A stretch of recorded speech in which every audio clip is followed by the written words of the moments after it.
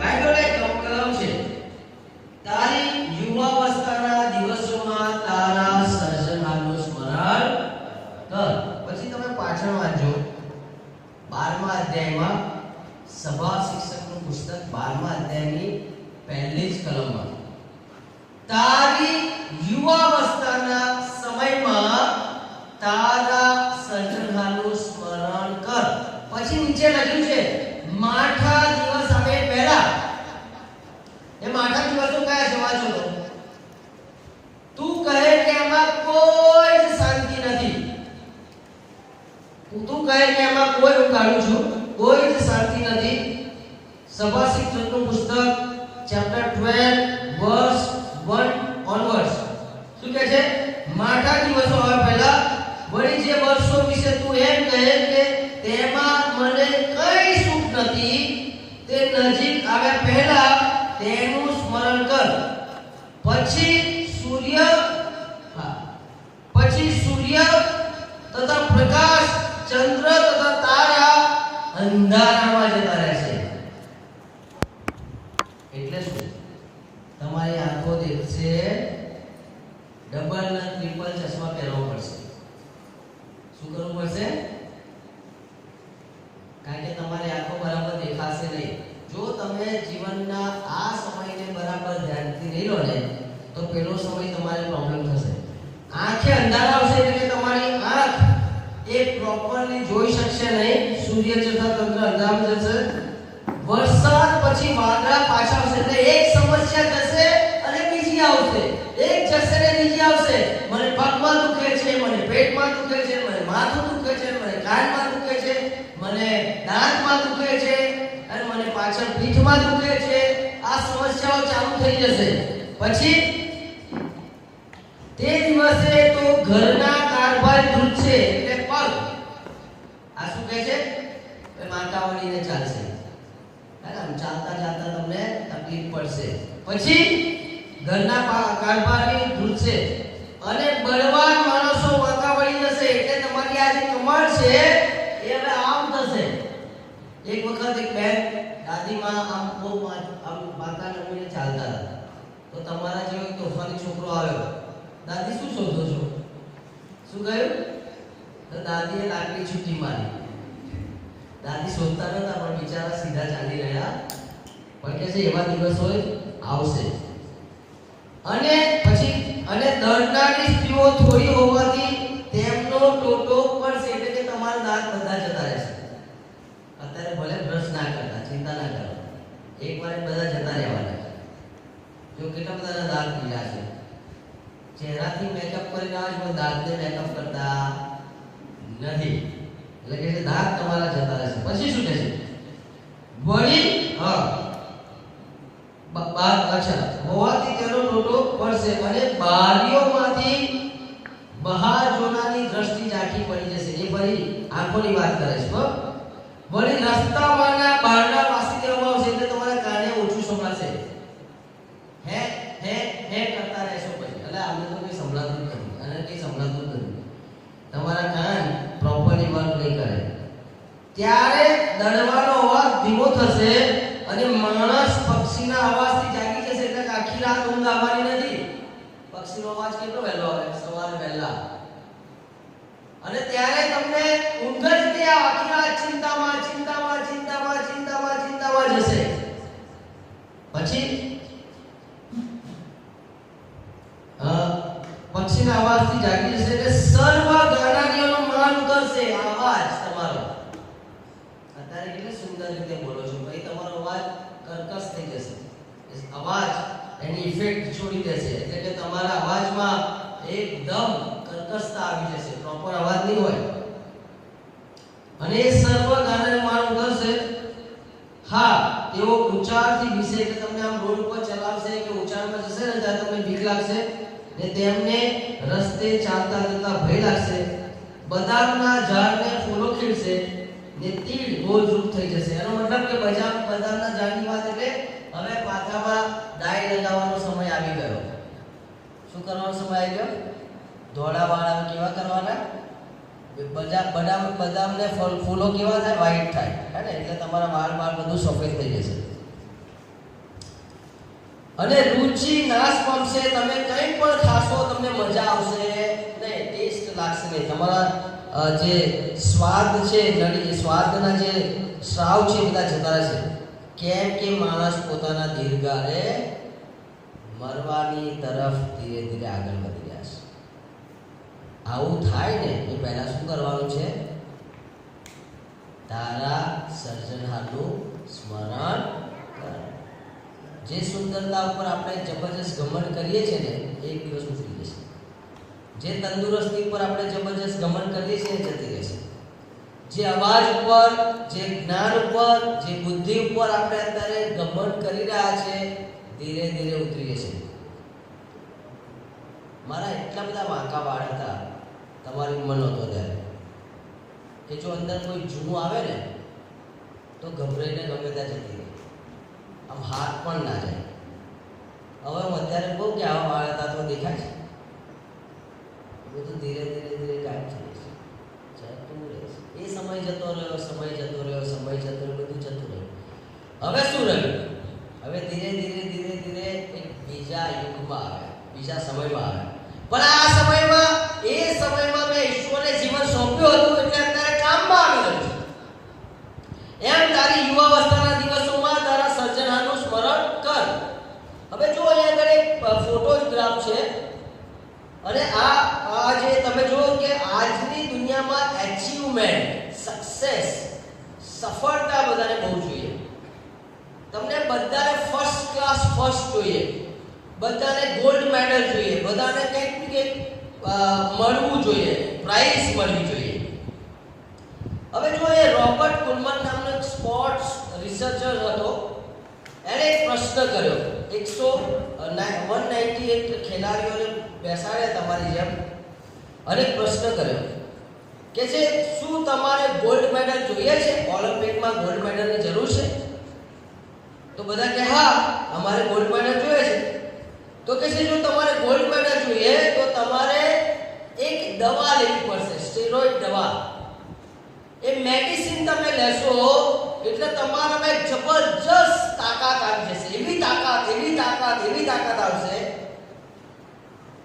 કે તમે થાકશો નહીં. તમે દોડતા હશો તો જબરજસ્ત દોડશો, તમે જમ્પ કરતા હશો જબરજસ્ત દોડશો, તમે ખેલકૂદમાં હશો તો એમાં પણ તમે પરફોર્મન્સ સારું કરશો અને 100% તમને ગોલ્ડ મેડલ મળશે.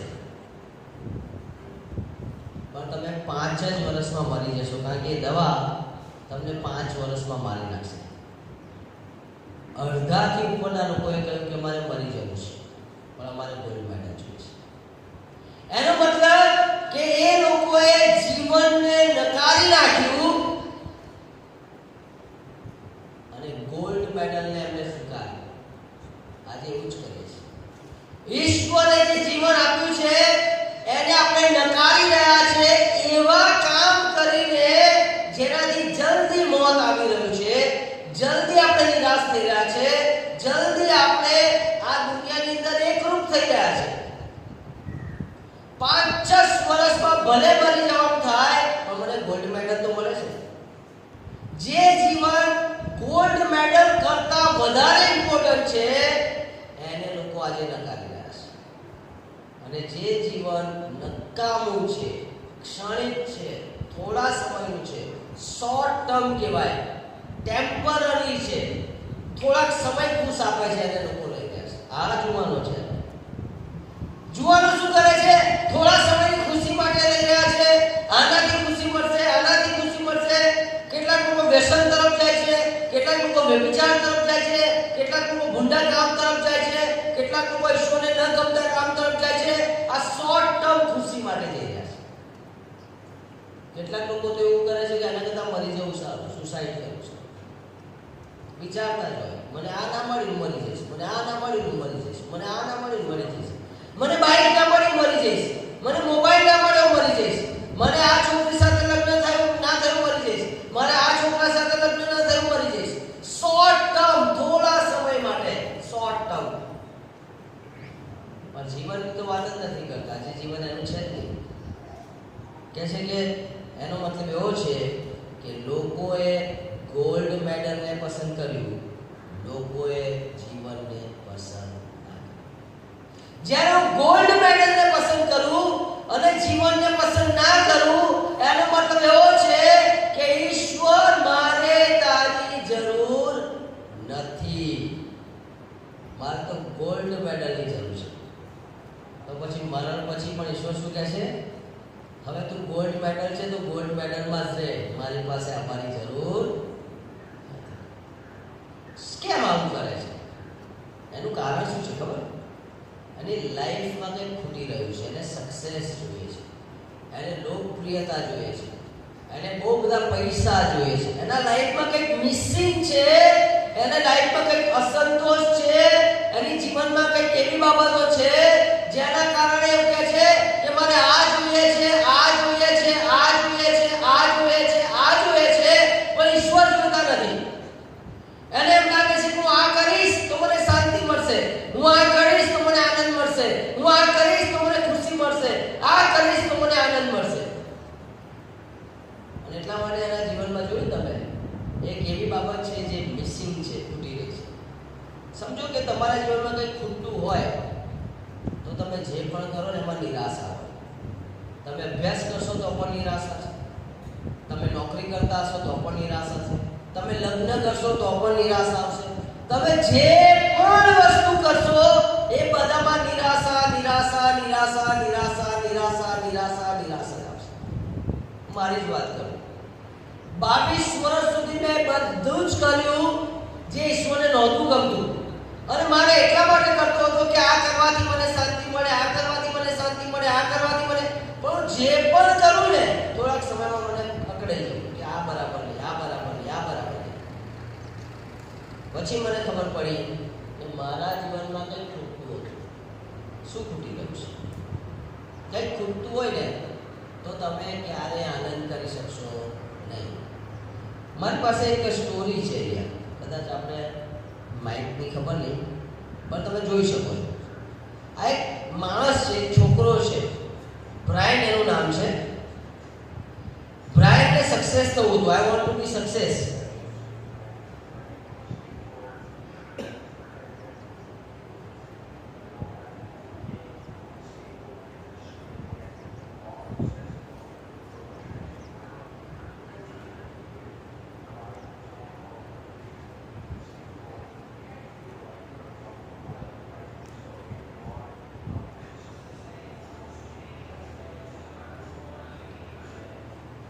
હવે આ બ્રાયન વિશે તો તમે જુઓ તો અમેરિકાની મોટી કંપનીમાં એ સ્કેટ બેયર હતો, એટલે આ સ્કેટિંગ કરે. તેની કંપનીઓ શું કરે કે પોતાના બ્રાન્ડની એડવર્ટાઇઝ માટે આવા પ્રોફેશનલ સ્કેટ બેયરને રાખે કે જે લોકો બહુ પરફોર્મ કરે, લોકો આવે અને પછી એ મોલમાં જાય, જ્યાં જગ્યાએ જાય ને બધી ખરીદી કરે, એટલે આવા લોકોને ત્યાં રાખવામાં આવે.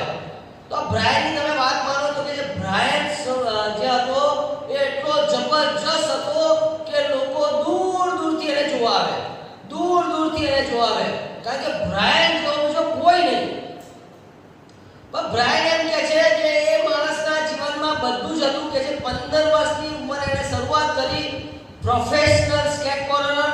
હું સફળ થવા માંગતો હતો, દરેક પ્રકારની ભૌતિકતા એની પાસે હતી, નાની ઉંમરમાં જ એને સફળતા મળી હતી, એ સફળ બનવા માંગતો હતો. કે જે મારું નામ ખૂબ જ પ્રખ્યાત હતું, જુદા જુદા પ્રકારના રમતો રમી શકતો હતો, લોકો મને જોવા માટે દૂરથી આવતા હતા, અને ત્યાં એને અમેરિકન કંપનીનું એ નેતૃત્વ કરતો હતો, અને આ બધું કરીને કરોડો ડોલર કમાઈ રહ્યો હતો. ડોલર બહુ મોટી વાત છે. 19 વર્ષની ઉંમરમાં અમેરિકન છોકરીના પ્રેમમાં પડ્યો, લગ્ન કર્યા, લગ્નથી એને દીકરો પણ થયો. પણ કહે છે મારા જીવનમાં બધું જ હતું પણ કંઈક ખૂટતું હતું. મારી પાસે બધું જ હતું, લોકપ્રિયતા, માન, સન્માન, ભૌતિકતા, કુટુંબ, શાંતિ, પણ કહે છે શાંતિ નહોતી. એના કુટુંબની અંદર એની જે પ્રેમિકા એટલે લગ્ન કરેલા તેની સાથે ઝઘડતો હતો, ઈર્ષામાં ઘેરાયેલો હતો, અયોગ્ય વ્યવહાર કરતો. 2 જ વર્ષમાં એની પત્નીને કાઢી મૂકી. નાણાં હતા, બધું જ હતું એની પાસે. કે છે એની પાસે બધું જ હતું ને પણ કંઈ ખૂટતું. આપણી પાસે નાણાં નથી એટલે આપણે નાણાંની પાછળ દોડીએ છીએ. આપણી પાસે લોકપ્રિયતા નથી એટલે આપણે લોકપ્રિયતાની પાછળ દોડીએ છીએ. તમને ખબર છે શાહરૂખ ખાનને જ્યારે પ્રશ્ન પૂછવામાં આવ્યો, જ્યારે ટોપ લેવલનો હતો ત્યારે, કે હવે તમે આ જગ્યાએ છો, હવે તમે શું કરવા માંગો છો? તો એને એવું કહ્યું કે હવે આ જગ્યાએ છું, હવે આનાથી આગળ જવાય એવું જ નથી, એટલા માટે જો બની શકે તો હું મરી જઈશ. કારણ કે સફળતાની એ પાયરી એ ટોચ ઉપર પહોંચી ગયો, પીક ઓફ ધ સક્સેસ કહેવાય. હવે એનાથી આગળ કંઈ છે જ નહીં. તો પછી જીવવાનો તો કે હવે શું? અને એટલે કે હવે તો મારે જીવવું જ નથી. આ માણસની પાસે બધું જ હતું, છતાં પણ એની પત્ની એની સાથે ના રહી. એટલે એના જીવનમાં કંઈ ખૂટતું હતું. એને શું કહ્યું ખબર? હું જીવવા માંગતો નહોતો, કે છે મારે મરી જવું છે. વિચારો, અમેરિકન માણસ, કરોડો ડોલર કમાવાનો માણસ, લોકો એને દૂર દૂરથી જોવા આવનારો માણસ, બધું જ એની પાસે. એણે લગ્ન પણ એની પસંદગીની છોકરી સાથે કર્યું, એક દીકરો પણ હતો, એના ઘરમાં બધું જ હતું. આટલું બધું હોવા છતાં પણ એના જીવનમાં શાંતિ નહોતી. દુનિયામાં આપણે એવા લોકો પાછળ ચાલી રહ્યા છે જે લોકો ત્યાં જઈને નિરાશ થયા છે. પણ આ માણસ બ્રાયન કહે છે એના જીવનમાં શાંતિ નથી. અને એને પ્રશ્ન પણ, મેં ઈશ્વરને પ્રશ્ન કર્યો, પ્રભુ શું જીવનની વાસ્તવિકતા આવી છે? જો આવું જીવન હોય તો મારે જીવવું નથી. હું જીવનથી કંટાળી ગયો છું. જીવનમાં ક્યાંય મને આનંદ દેખાતો નથી. વિચારો તમને મને આવું કામ સોંપવામાં આવે આપણે શું કરવું? પેલા માણસ પાસે નાણાં છે, પેલા માણસ પાસે ભૌતિકતા છે, પેલા માણસ પાસે લોકપ્રિયતા છે, આ માણસની પાસે મનપસંદ પત્ની પણ છે, આ માણસ પાસે બાળક પણ છે, આ માણસ પાસે અમેરિકન જીવનશૈલી છે, આ બધું જ એની પાસે છે. પણ આ માણસ પાસે શું નથી? તો કે છે શાંતિ. અને મરવાની તો કોશિશ કરી ને પછી એના એક મિત્રએ શું કર્યું કે ભાઈ તું ચર્ચમાં જા, અને ચર્ચમાં જવાનું કહ્યું. અને પછી એ ચર્ચમાં ગયો, પછી એને એક બાઇબલ આપ્યું. બ્રાયન એવું કહે છે કે બાઇબલ લઈને હું મારી રૂમમાં ગયો, હું કંટાળેલો હતો, નિરાશ હતો, ચિંતામાં હતો, મૂંઝવણમાં હતો, મરી જાઉં કે શું કરું? આ સમયે બ્રાયને પોતાની રૂમનો દરવાજો બંધ કર્યો, બાઇબલ વાંચીને રડી પ્રાર્થના કરવાનું શરૂ કર્યું. બ્રાયન એની સાક્ષીમાં એવું કહે છે, યુટ્યુબ પર એની સાક્ષી છે. બ્રાયન એની સાક્ષીમાં એવું કહે છે, કલાકો સુધી હું ઈશ્વરની સાથે બેઠો, કલાકો સુધી ઈશ્વરની સાથે બેઠો, મને ખબર નહીં હું કેટલો સમય બેઠો હશે. અને હું રડતો જ રહ્યો. પ્રભુને કહ્યું કે આ બધું લઈ લો પણ મને શાંતિ આપો. અને એ દિવસે ઈસુએ એની સાથે વાત કરી. એ રાત્રે મેં ઈશ્વરની હાજરીનો અનુભવ પણ કર્યો. અને કે જે મારા વિચારો બદલાઈ ગયા, મારા જીવનની સમજણ બદલાઈ ગઈ, અને મને ત્યાં વધસ્તંભની આગળ જે પહેલા હું માનતો હતો કે કંઈ કામનું નથી, હવે મારો ઉદ્દેશ જ બદલાઈ ગયો. અને બ્રાયને પોતાનું જીવન પ્રભુ ઈસુ ખ્રિસ્તને સોંપ્યું. તમને ખબર છે જ્યારે સોંપ્યું ત્યારે શું મળ્યું? મારા જીવનમાં સાચી શાંતિ આવી. મેં મારી પત્ની સાથે સમાધાન કર્યું. એ ગયો, પોતાની પત્નીની પાસે ગયો, માફી માંગીને એને પાછી લઈ આવ્યો.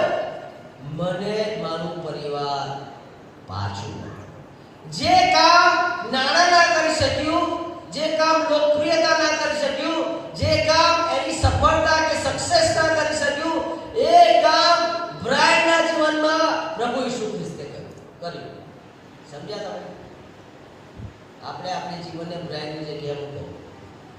આપણે સફળ થવા માંગીએ છીએ, જીવનને આપણે નકારી રહ્યા છે ઘણી બધી વખત એવા કામ કરીને કે જીવન નકામું છે, અને શોર્ટ ટર્મ ટૂંકા ગાળાના જે આશીર્વાદ મળે છે એને લેતા રહ્યા છે.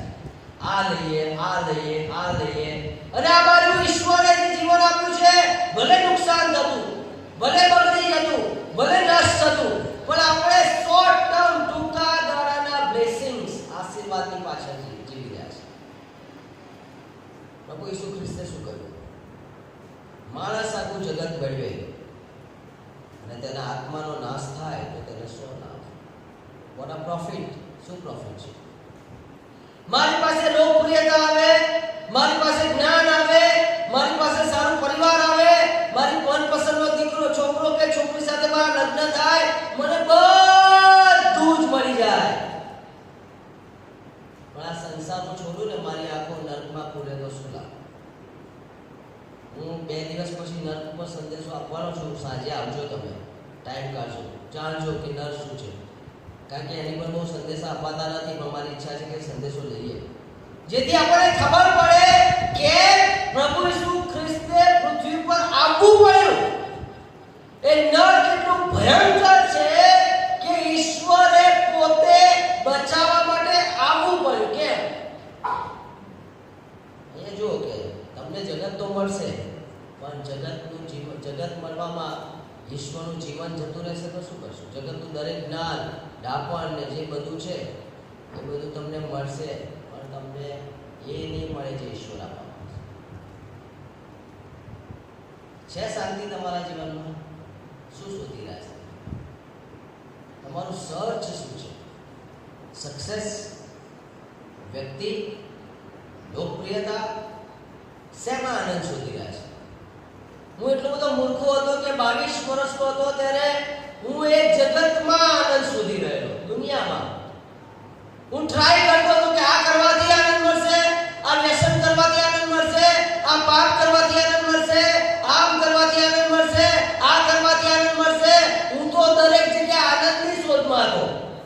પણ જ્યાં જ્યાં હું આનંદ શોધવા ગયો ત્યાં ત્યાં મને નિરાશા મળી, નિરાશા મળી, નિરાશા મળી ને નિરાશા જ મળી.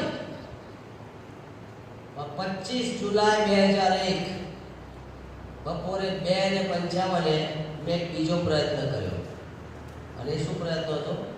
મારું જીવન પ્રભુ ઈસુ ખ્રિસ્તને સોંપી દીધું.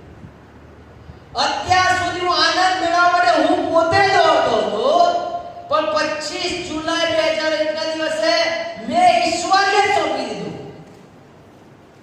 તમે જોઈ શકો છો કેટલો બધો આનંદ, કેટલો બધો આનંદ, અનકમ્પેરેબલ આનંદ. કઈ મેં ઈશ્વરને જીવન સોંપ્યા પછી ભિખારી ના થઈ ગયો. ઈશ્વરને સોંપ્યા પછી કઈ હું નબળો ના થઈ ગયો. ઈશ્વરને સોંપ્યા પછી હું ગાંડો ના થઈ ગયો. ઈશ્વરને સોંપ્યા પછી હું બેબાકડો ના થઈ ગયો. ઈશ્વરને જીવન સોંપ્યા પછી હું કતરૂપો ના થઈ ગયો. ઈશ્વરને જીવન સોંપ્યા વગર પછી હું નિષ્ફળ ના થયો. જ્યારે મેં જીવન સોંપી દીધું, ઈશ્વર એને મલ્ટીપ્લાય કર્યું. જે મારી પાસે હતું ને બધામાં મને મલ્ટીપ્લિકેશન થયું. જે કોઈ જ કામનું નહોતું, મારું જ્ઞાન કોઈ કામમાં નહોતું આવતું, મારી બુદ્ધિ કોઈ કામમાં નહોતી આવતી, મારી આવડત કે પછી મારી તંદુરસ્તી કઈ જ કામમાં નથી આવતી દુનિયામાં. આજે બધાનો ઈશ્વર ઉપયોગ કરી રહ્યા છે. ઈશ્વર સાથેનો સંબંધ જો મારી સાથે ના હોય ને તો મારી લાઈફમાં કશું મિસિંગ છે, કંઈક ગુમાયેલું છે, કશું નથી. શું રહસ્ય છે? આની જરૂર છે. આપણે બધા સફળતા, લોકપ્રિયતા, જ્ઞાન, સામર્થ્ય, વૈભવ, ભૌતિકતા, આશીર્વાદ ને મનોરંજનમાં આપણા જીવનની શાંતિ શોધી રહ્યા છે. અને પછી આપણને શું મળે છે? નિરાશા, અસંતોષ, સંઘર્ષ અને પ્રશ્નો મળી રહ્યા છે. ક્યાં શોધી રહ્યા છે દુનિયામાં? આપણે જ્યાં શોધવા જઈએ છીએ એની પાસે આપણને આપવા જેવું કશું જ નથી. મને જોવાનો પર બહુ દયા આવે છે. કેમ? કારણ કે જે માંગી રહ્યા છે ખોટી જગ્યાએ શોધી રહ્યા છે. જે આપણી ઈચ્છાઓ છે એ ખોટી જગ્યાએ શોધી રહ્યા છે. એ બધું ઈશ્વર એમને એમ જ આપી દે તમને. પણ શોધવાનું છે ક્યાં? તો કે છે જે આપણને બનાવનાર છે ને ઈશ્વર પાસે. મિસિંગ પાર્ટ છે. કેવો છે તમારો સંબંધ ઈશ્વર સાથે? 3 પ્રકારના સંબંધ હોઈ શકે.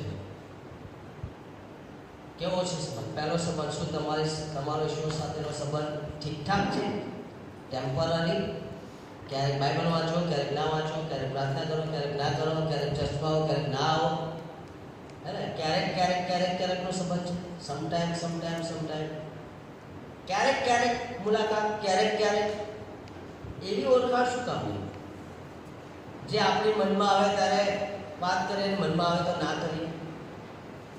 તમારા મોબાઈલમાં સિગ્નલ ક્યારેક આવે તો તમે અકળાઈ નહીં જાઓ? અકળાઈ જશો તમે. ક્યારેક જ આવે, ક્યારેક જ. એ મારો ઈશ્વર સાથે સંબંધ કેવો છે એ ક્યારેક છે, ક્યારેક જ. મમ્મી કે જાને બેટા, પપ્પા કે જાને બેટા, આવું કસ્ટમર અઠવાડિયું આવે ત્યારે બાઇબલ લઈને જઈએ, ક્યારેક પ્રાર્થના કરી લઈએ, ક્યારેક ઉપવાસ કરી લઈએ, ક્યારેક બાઇબલ વાંચી લઈએ અને પછી મન ફાવે એવું જીવન જીવીએ. કેટલા બધા જીવનો આજે બરબાદ થઈ રહ્યા છે ખબર છે તમને? કેટલા બધા જીવનોને શેતાન આજે ખેંચી ગયો છે. કેટલા બધા જીવનો આજે માનસિકતાથી ઘેરાઈ રહ્યા છે, પાપમાં ઘેરાઈ રહ્યા છે, અશુદ્ધતામાં ઘેરાઈ રહ્યા છે, નિરાશામાં ઘેરાઈ રહ્યા છે, નિષ્ફળતામાં ઘેરાઈ રહ્યા છે. એનું એક જ કારણ છે કે એમનો ઈશ્વર સાથે સંબંધ ક્યારેક જ છે. ખ્રિસ્તી ઘરમાં જન્મ્યા છે એટલે બાઇબલ વાંચે છે, રવિવારે ચર્ચમાં જવું પડે એટલે જઈએ છે, મમ્મી પપ્પા કહે છે એટલે આ કામ કરે છે, બાકી મને તો ઈચ્છા થતી નથી. ક્યારેક બીજો સંબંધ બિલકુલ છે જ નહીં. હું કોણ ને ઈશ્વર કોણ? મારી પાસે ઈશ્વર પાસે ટાઈમ જ નથી. હું ઈશ્વરને ઓળખતો નથી, ઈશ્વરે મને નથી ઓળખતા. મારી પાસે ઈશ્વર માટે બિલકુલ ટાઈમ નથી. જે માણસ 3 કલાક રીલ્સ જોવે, સોશિયલ મીડિયામાં ટાઈમ આપે અને 3 કે 5 મિનિટ જ બાઇબલ વાંચે, એ માણસના જીવનમાં ઈશ્વર શું કામ કરી શકે? તમે જો, હું આખો દિવસ જગત બાબતોમાં સોશિયલ મીડિયામાં, મોબાઈલમાં કે આવી બાબતોમાં આખો દિવસ આપી દઉં, અને જ્યારે ઈશ્વરની વાત આવે ત્યારે ઘડિયાળ જોજો કરું, ક્યારે પૂરું કરે. પ્રભુ કેવી રીતે આશીર્વાદ આપે છે? કોઈ વ્યક્તિ જેને બિલકુલ સંબંધ ના હોય, ખાલી ખ્રિસ્તી ઘરમાં જ જન્મ લીધો છે, ખાલી ખ્રિસ્તી નામ મળ્યું છે, ખાલી ખ્રિસ્તી લોકોની સંગતિ છે, ઈશ્વર સાથે સંબંધ નથી. અને ત્રીજો સંબંધ એ સ્વસ્થ સંબંધ છે, હેલ્ધી રિલેશન, જેમાં ઈશ્વર મારી સાથે વાત કરે છે અને હું પણ ઈશ્વરની સાથે વાત કરું છું. જેમાં ઈશ્વર કહે છે દીકરા તું આ કર, આ ના કર, આ કર, આ ના કર, આ કર, આ ના કર. એમ ઈશ્વર મને ગાઈડ કરી રહ્યા છે, મને દોરવણી આપી રહ્યા છે. કેવો સંબંધ છે? ઠીકઠાક સંબંધ છે? બિલકુલ સંબંધ છે જ નહીં કે પછી હેલ્ધી રિલેશન, સ્વસ્થ સંબંધ છે? How is your relation with Christ? ઈશ્વર સાથે તમારો સંબંધ કેવો છે? આની પર તમારો પાયો બંધાશે.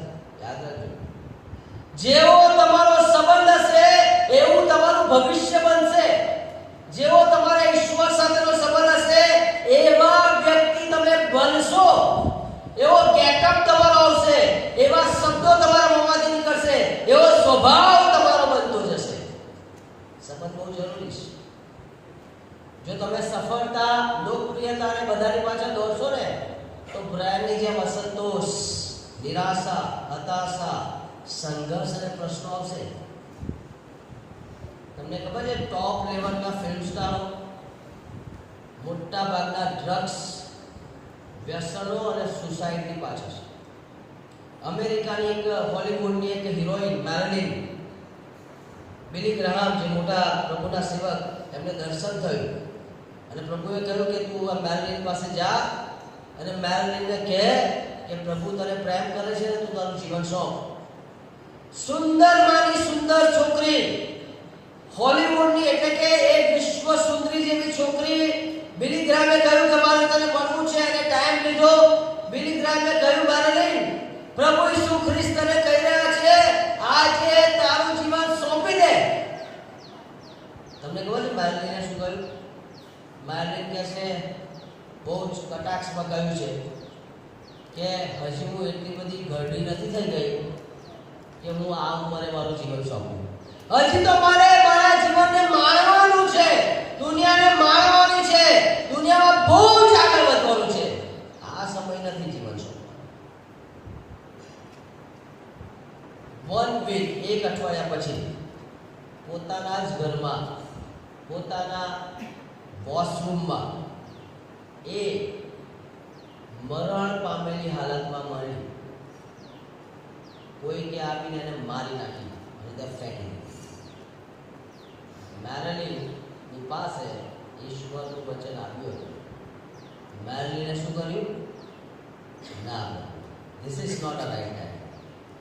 આ યોગ્ય સમય નથી. મેરીલિને શું મળ્યું? મોત.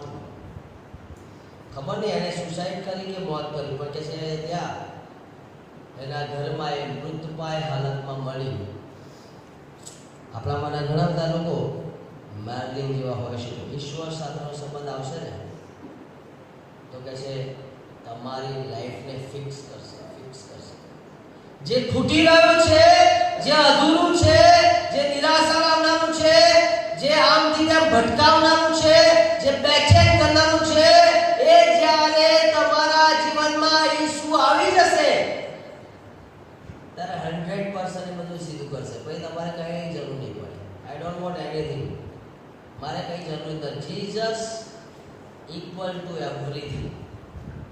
ઈસુ જેના જીવનમાં આવી જાય ને એને કશાની જરૂર પડે. બીજી એક છોકરીની વાત જોઈએ આપણે. શું કહે છે? આઈ વોન્ટ લવ. આગળ જોયું આઈ વોન્ટ સક્સેસ. સેનોન.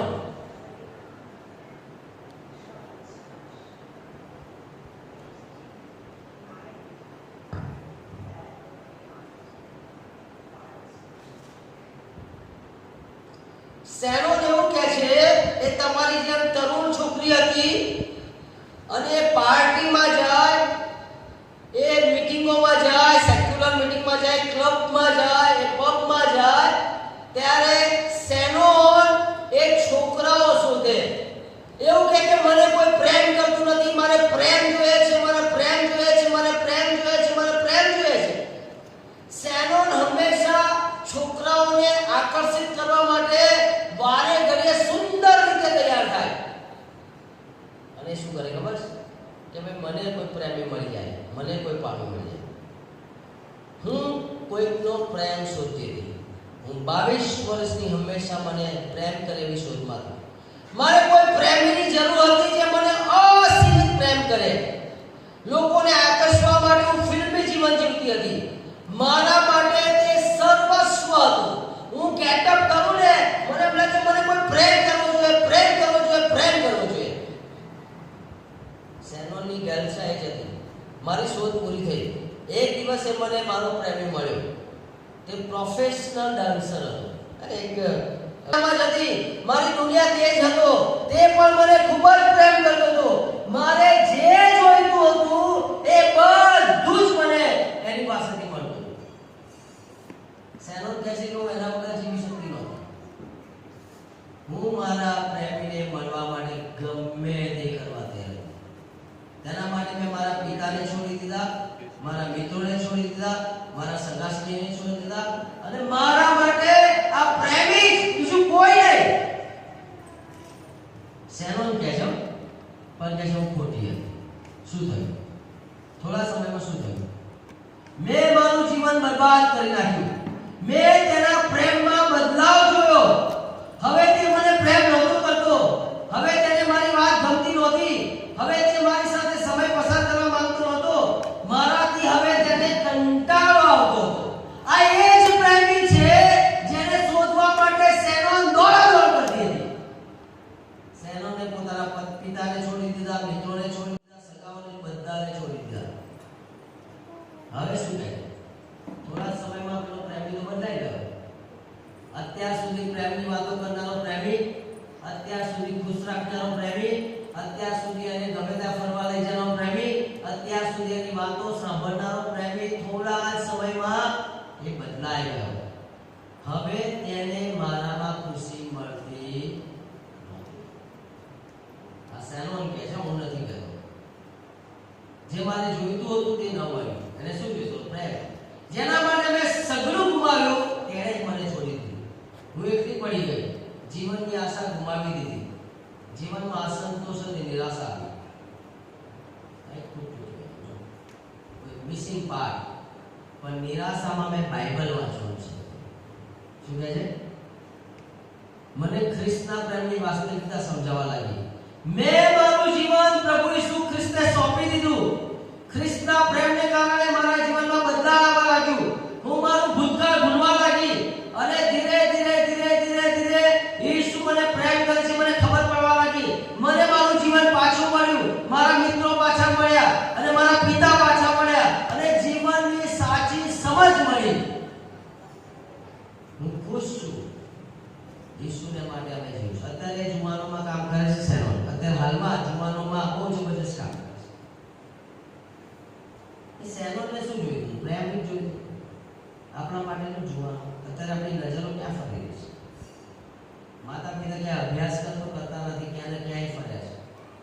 આપણે એ શોધી રહ્યા છે જે ખરેખર ભવિષ્યમાં આપણા માટે નુકસાન કરતા થશે. સેનોન તો કંટાળી ગઈ. એને પ્રેમી પાસે ગઈ તો ખરી પણ એને શું કશું ના પેલા તો થોડા સમયમાં એને બરબાદ કરી નાખી જાપે. પણ સેનોનની પાસે બુદ્ધિ હતી. એણે એની નિરાશામાં બાઇબલ વાંચવાનું છે. ઘણા બધા જુવાન છોકરા છોકરીઓ જ્યારે એમનું હૃદય ભંગિત થાય છે ત્યારે ઈસુ પાસે નથી જતા. એ વ્યસનો તરફ જાય છે અથવા તો મોત તરફ જાય છે અને જીવનને બરબાદ કરી રહ્યા છે. આ સેનોન આપણને શીખવાડે છે જો તમે એના જેવી ભૂલ કરી રહ્યા છો, તમે તમારી ઉંમરના સમયમાં જો આવી ખોટી માંગણીમાં ફસાઈ રહ્યા છો, ઈશ્વર વગર જો તમે પ્રેમી કે પ્રેમિકા શોધી રહ્યા છો, તમને એવું લાગે છે કે આનાથી મને સંતોષ મળશે, આનાથી મને પ્રેમ મળશે, આનાથી મને ખુશી મળશે, એ રોંગ છે, ખોટું છે, નહીં મળે. હવે ટીવી જોતા હોય, ન્યૂઝ જોતા હોય તો જોજો મોટા ભાગના લવ મેરેજ પ્રેમથી કરેલા જે લગ્નો છે ને એના પરિણામો બહુ ખતરનાક આવે છે. પોતાની મનમાનીથી કરેલા લગ્નો એનું પરિણામ બહુ જ ખરાબ આવે છે અને જેણે પ્રાર્થના સાથે ઈશ્વરની આધીનતા સાથે ઈશ્વર ઈચ્છે છે પ્રમાણે કર્યું છે એ લોકો સફળ થાય છે. સેનોન આપણને ઘણું બધું શીખવાડે છે. હવે મારે ખ્રિસ્ત સિવાય બીજા કોઈની જરૂર નથી. મેં કહ્યું ને પ્રભુ ઈસુ ખ્રિસ્ત ઇક્વલ ટુ એવરીથિંગ. જેને ઈસુ મળે છે એને બધું જ મળી જાય છે. કશું જરૂર નથી, નથિંગ. એ ઈસુ તમને યોગ્ય પ્રેમી આપશે, યોગ્ય પતિ આપશે.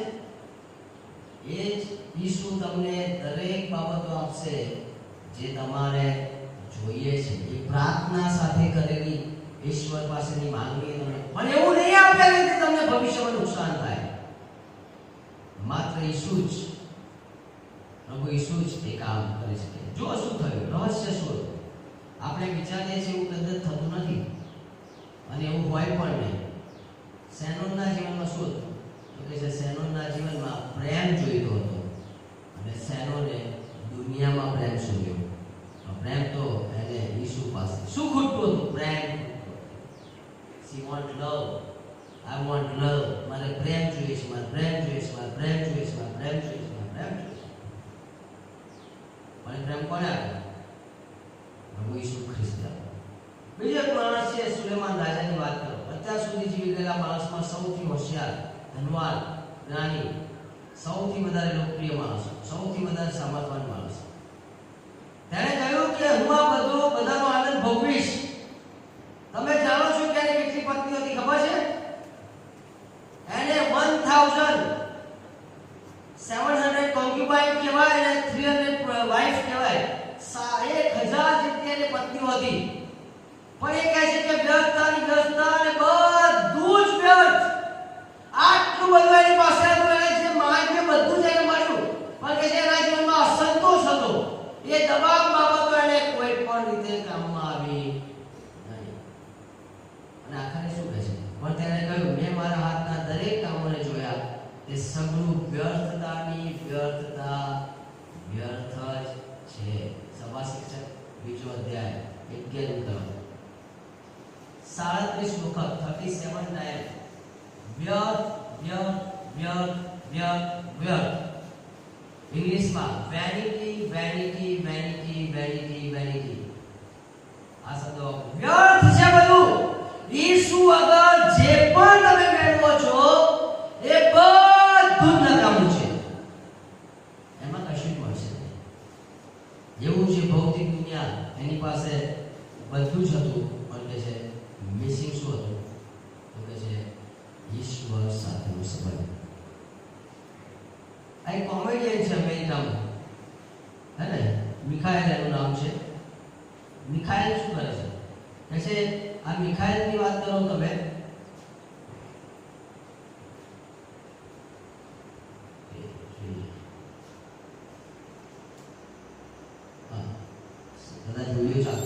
મિખાએલ એક પોતાના સ્ટેજ ઉપર ઊભો થાય ને તો લોકો હસવા લાગે. એની મીટિંગમાં જવા માટે $1000 આપવા પડે સામાન્ય માણસને.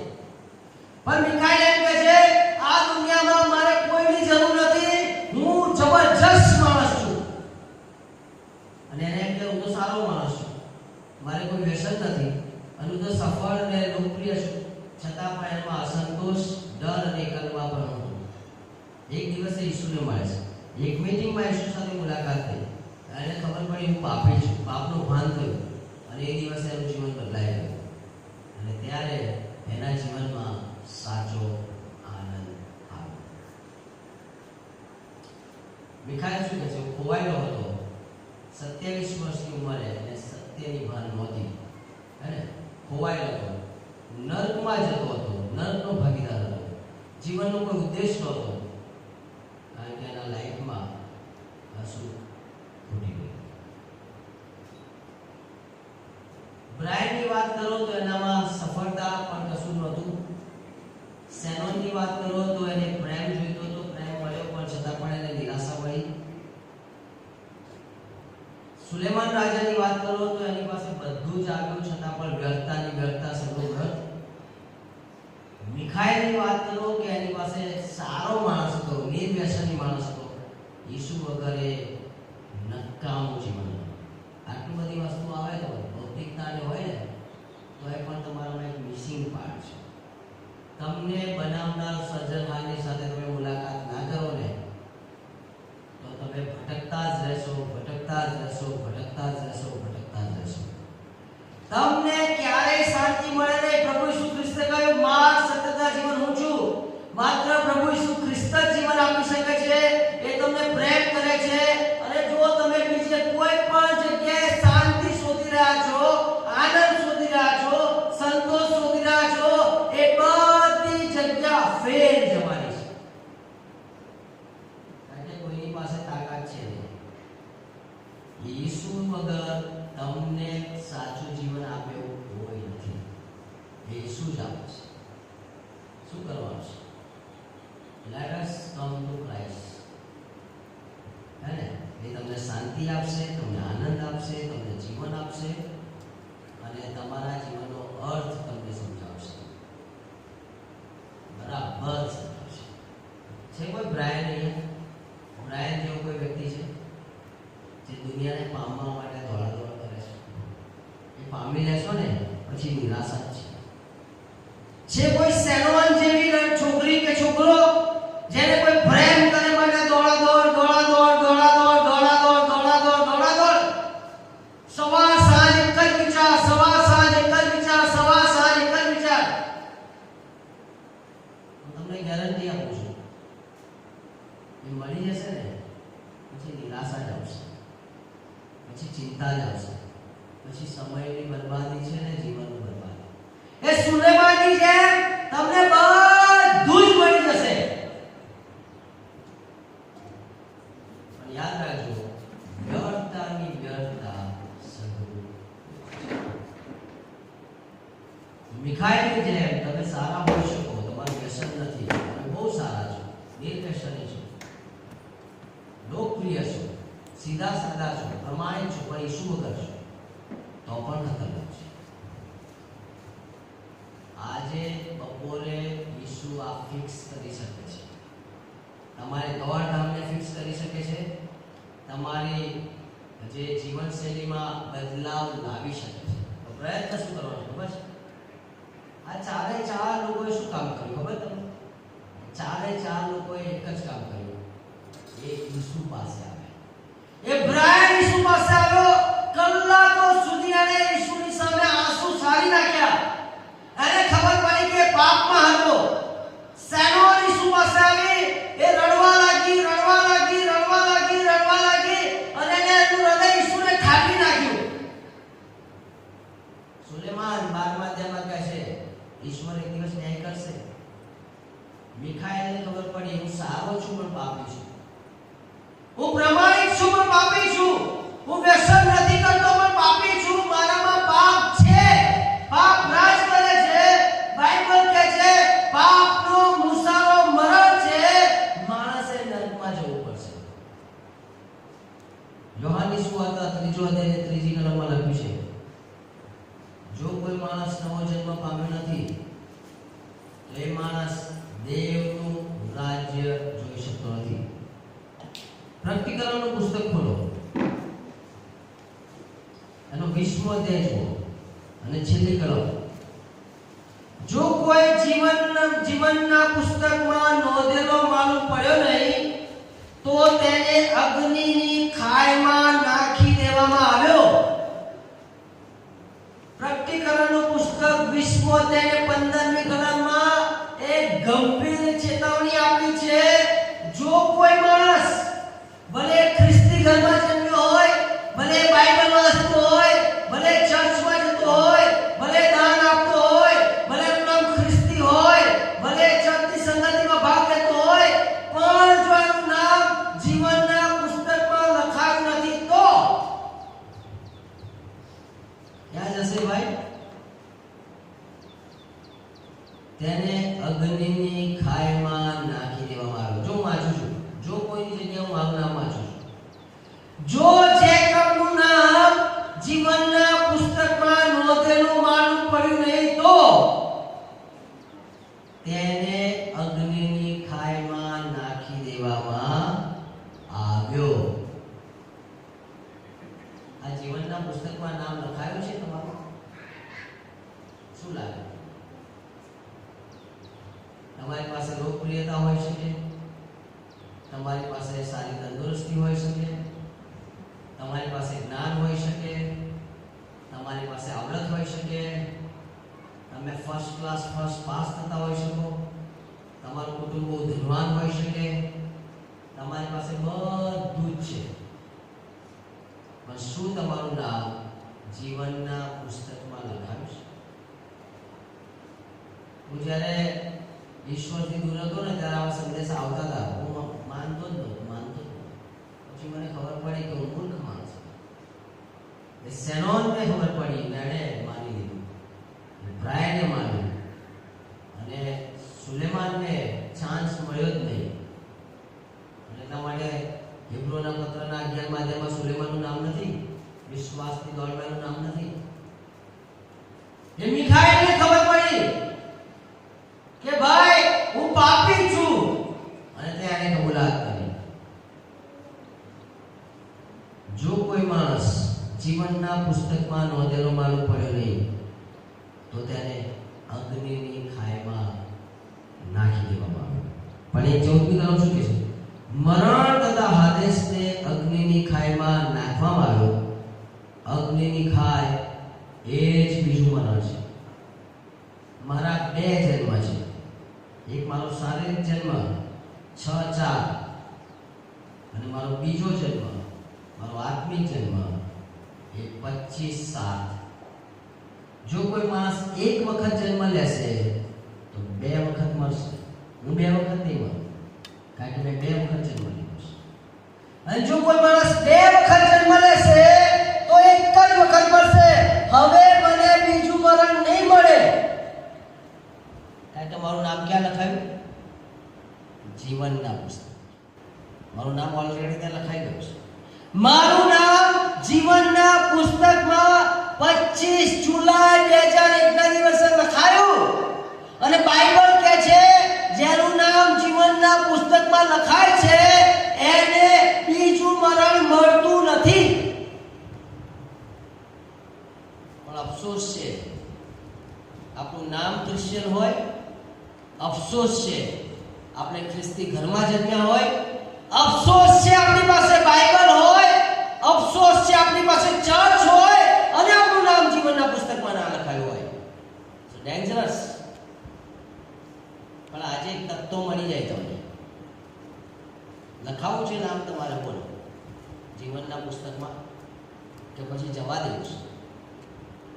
ઇબ્રાહિમે હોશિયારી વાપરી, એ સેનોને હોશિયારી વાપરી, મિખાઈલે હોશિયારી વાપરી, અને આ જુવાનોએ પોતાનું નામ જીવનના પુસ્તકમાં લખાવ્યું અને આજે ઈશ્વરની સેવા કરી રહ્યા છે.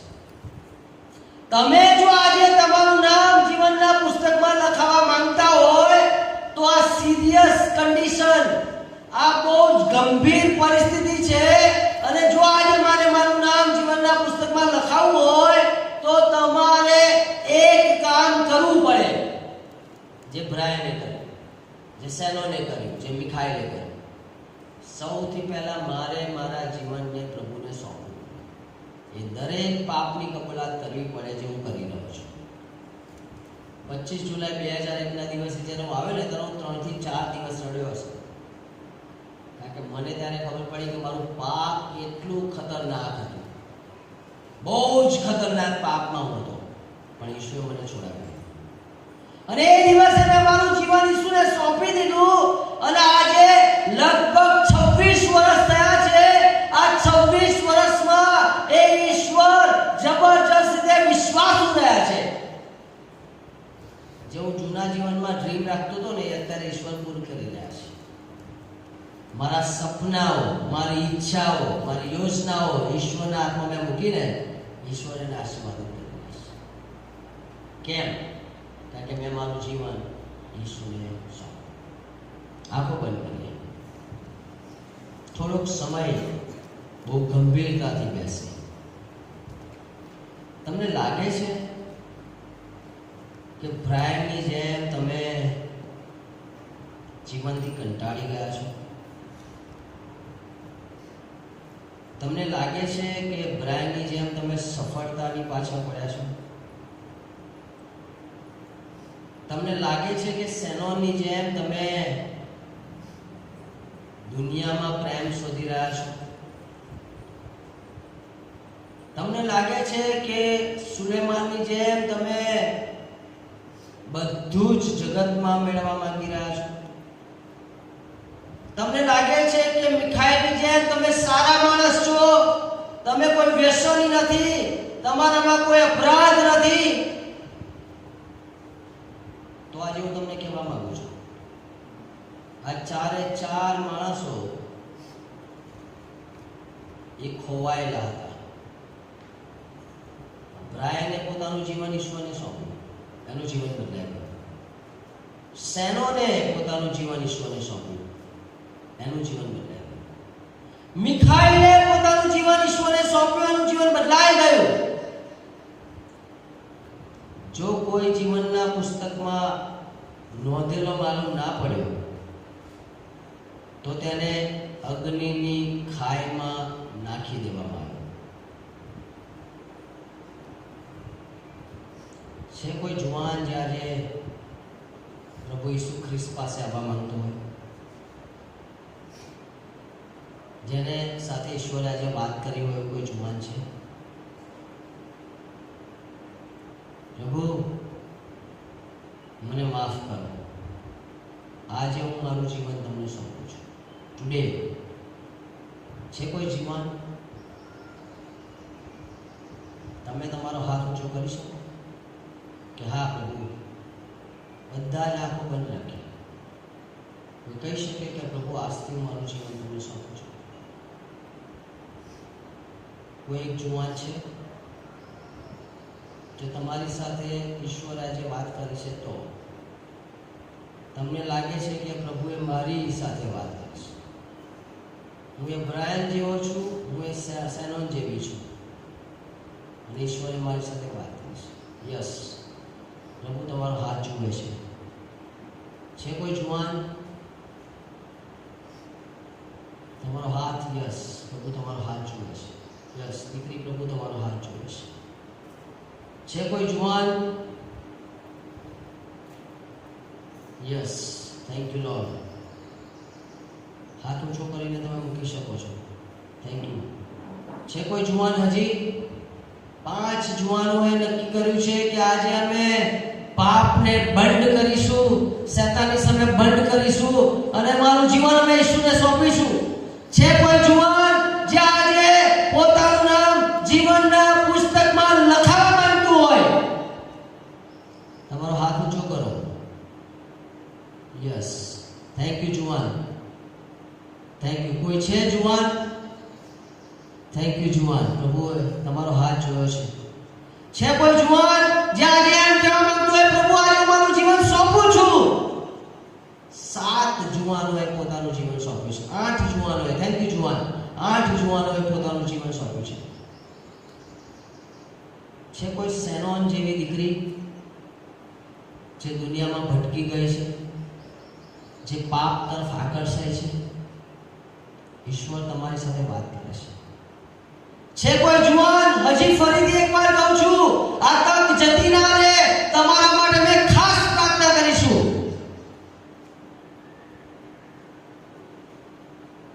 છે કોઈ જુવાન, દીકરો કે દીકરી જે આજે પોતાનો હાથ ઊંચો કરીને એમ કે, પ્રભુ હું મારું જીવન તમને સોંપું છું? જો તમે ઈચ્છતા હોય, 7 જુવાનોએ ઊંચા કર્યા છે, 8 જુવાનોએ ઊંચા કર્યા છે. જો તમે ઈચ્છતા હોય કે તમારે તમારું જીવન ઈશ્વરને સોંપવું છે, તમારો હાથ ઊંચો કરીને ઈશ્વરને બતાવશો. Thank you, thank you very much. 9, 10, 11, 12. આમ તેમ જોશો નહીં, આંખો બંધ રાખો. બીજા લોકો 12, 13 જુવાનો, 14 જુવાનો, 15 જુવાન. Thank you very much. પ્રભુ તમારા આત્માને ફ્રીડમ આપો, આ હૃદયને ઢંઢોળો. પ્રભુ આ જુવાનો અત્યારે બહુ મોટા ડિસિઝન લેવા જઈ રહ્યા છે. એમને ખબર પડી છે કે આ દુનિયામાં ઈશ્વર વગર કંઈ જ નથી. તમારો હાથ નીચે મૂકી દેશો. 16 જુવાનોએ પોતાનું જીવન સોંપ્યું છે. છે કોઈ વ્યક્તિ આજે છેલ્લી વખત કહી રહ્યા છે, તમારી અંદર તોફાન ચાલી રહ્યું છે, મને ખબર પડે છે તમારી અંદર બહુ જ મોટું તોફાન ચાલે છે, પણ તમે એકવાર તમારું જીવન સોંપી જુઓ, પ્રભુ એને વ્યવસ્થિત કરશે. એ પાપમાંથી તમને છોડાવશે, એ અપરાધમાંથી તમને છોડાવશે, એ ભૂંડાઈમાંથી છોડાવશે, તમારું જીવન બદલી નાખશે. ફરીથી છેલ્લી વાર કહું છું, જે લોકોએ હાથ ઊંચા કર્યા છે એ લોકો નહીં કરે. છે કોઈ જુવાન જેના હૃદયમાં ઈશ્વરે વાત કરી? થેન્ક યુ જુવાન, ઈશ્વરે તારો હાથ જોયો છે. Thank you. 17 લોકો. છે કોઈ જુવાન હજી પણ જેની સાથે ઈશ્વરે વાત કરી છે, અંદર તોફાન ચાલી રહ્યું છે? Thank you very much. દીકરી, ઈશ્વરે તારો હાથ જોયો છે. છે કોઈ જુવાન? 18 જુવાનો થયા છે. શું બીજા જુવાનોએ પોતાનું નામ જીવનના પુસ્તકમાં નથી લખાવ્યું? 2-3 જુવાનો એવા છે જે અંદર ફાઇટ કરી રહ્યા, યુદ્ધ ચાલી રહ્યું છે. એનો અંદરનો આત્મા કહે છે કે તું સોંપ, તું સોંપ, તું સોંપ, તું સોંપ. પણ અંદર એ યુદ્ધ ચાલી રહ્યું છે. એ જીતવા માટે પ્રયત્ન કરે છે. પ્રભુ તમે સહાય કરો, પ્રભુ તમે એને મદદ કરો કે આજે આ જુવાન તમને જીવન સોંપીને જાય. છે કોઈ જુવાન? ફરીથી એક વખત. Yes. 19, 20, 21, 22. Thank you very much. મને ખબર છે યુદ્ધ ચાલી રહ્યું છે, યુદ્ધ જબરજસ્ત ચાલી રહ્યું છે, પણ આપણે શૈતાનને હરાવવાનો છે. આજે શૈતાનને બરાબર હરાવવાનો છે, શૈતાનને પછાડવાનો છે. કહેવાનું છે આજથી હું એ પ્રભુ ઈસુ ખ્રિસ્તને જીવન સોંપીને જીવીશ. 21 જુવાનોએ હિંમત કરી છે. છે કોઈ જુવાન જેની સાથે ઈશ્વરે વાત કરી હોય? Thank you very good. 22 જુવાનો. છે કોઈ જુવાન? સેનોન જેવી દીકરી છે જેનું જીવન બરબાદીના રસ્તા ઉપર છે, જે પાપમાં ચાલી રહી છે. છે સેનોન આજે અહીંયા? પોતાનો હાથ ઊંચો કરીને પ્રભુને કહો, પ્રભુ મારું જીવન સોંપું છું. છે કોઈ જુવાન જે આજે છેલ્લી તક છે અને મેં તમને કહેવા માંગી છે આ યુદ્ધ છે તમારી અંદર, પણ આ યુદ્ધમાં તમારે જીતવાનું છે. કહેવાનું છે પ્રભુ આ 22 જુવાનોએ જીવન સોંપ્યું છે, હું પણ મારું જીવન સોંપીને જઈશ. તમારો હાથ ઊંચો કરીને મૂકી દેશો જો તમે તમારું જીવન ઈસુને સોંપવા માંગો છો તો. છેલ્લી તક, લાસ્ટ, પછી આપણે પ્રાર્થના કરીશું. છે કોઈ જુવાન લાસ્ટ છેલ્લી વખત કહી રહ્યો છો? તમારો હાથ ઊંચો કરીને yes, thank you very much, I was expecting that, મને ખબર હતી. Yes, thank you very much. હજી એક દીકરી છે પણ અંદર બહુ તોફાન ચાલ્યું છે. 23, 24, 25 જુવાનો. હજી એક દીકરી છે જે મને લાગે છે કે એની અંદર યુદ્ધ ચાલી રહ્યું છે અને હું જોઈ રહ્યો છું, મને ખબર પડી રહી છે કે બહુ જ કસ્મ છે. એને કંઈક એવું છોડવાનું છે જે ઈસુને નથી ગમતું અને એટલા માટે યુદ્ધ કરી રહી છે. પણ દીકરી, ઈસુ તને પ્રેમ કરે છે. આજે તું ઈસુને નિરાશ ના કરીશ. છોડી દે બધું જ જે ઈસુને નથી ગમતું અને ઈસુ તારા જીવનને બદલી નાખશે. છે કોઈ જુવાન 26 જુવાનોએ જીવનો સોંપ્યા છે. 26 દીકરી તારી સાથે વાત કરી છે ઈસુએ? કશું છોડવાનું કહી રહ્યા છે? તારો હાથ ઊંચો કર અને પ્રભુને કહે yes, thank you very much પ્રભુ, હું મારું જીવન તમને સોંપું છું. પ્રભુ 27 જુવાનોએ પ્રભુને આજે ફરીથી સમર્પણ કર્યું છે. એક જુવાન દીકરી છે, એક જુવાન હજી દીકરી છે. હું કેમ રાહ જોઈ રહ્યો છું ખબર છે? નર્ક બહુ ખતરનાક છે. એ નર્કની વેદના બહુ ખતરનાક છે. એટલા માટે હું વિનંતી કરું છું, આજીજી કરું છું, એટલા માટે હું આટલા બધા કાલાવાલા કરી રહ્યો છું કે કોઈ પણ માણસ નર્કમાં ના જાય. એ વેદના અસહ્ય છે, એ ભયંકર છે. એ વેદના એટલી ભયંકર છે કે આપણાથી ચાલશે નહીં.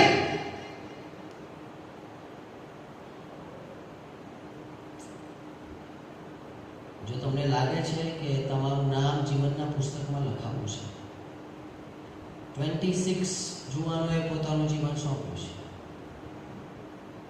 70 જેટલા જુવાનો છે. ઘણા બધા જુવાનો યુદ્ધમાં છે.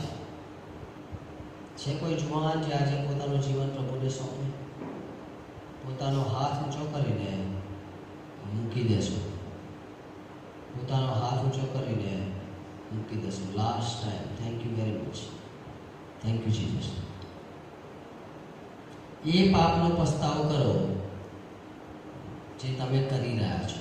પ્રભુને કહો, પ્રભુ આ પાપ, દાઉદ રાજા કહે છે ખૂનના પાપથી મને મુક્ત કરો. એમાં જે એ પાપનો પસ્તાવો કરો જે પસ્તાવો પ્રભુ માંગે છે. જો કોઈ એવું પાપ હું લઈને આવ્યો છું, પ્રભુને કહો પ્રભુ આજે મને માફ કરો,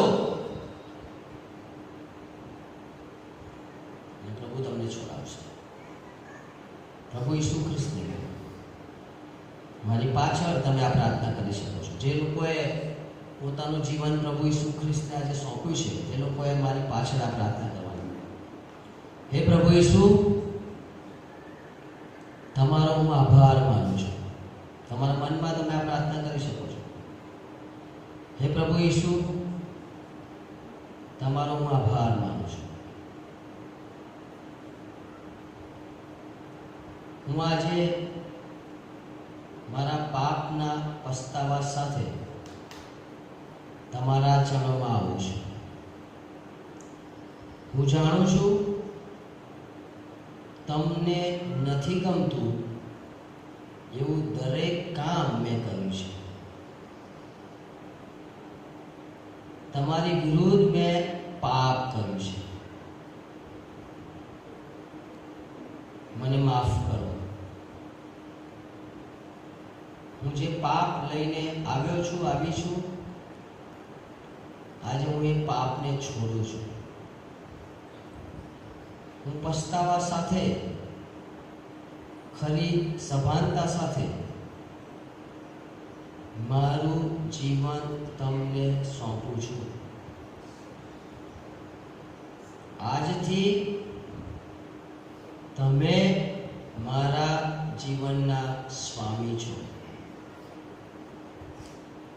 આજથી હું તમારી ઈચ્છા પ્રમાણે જીવીશ.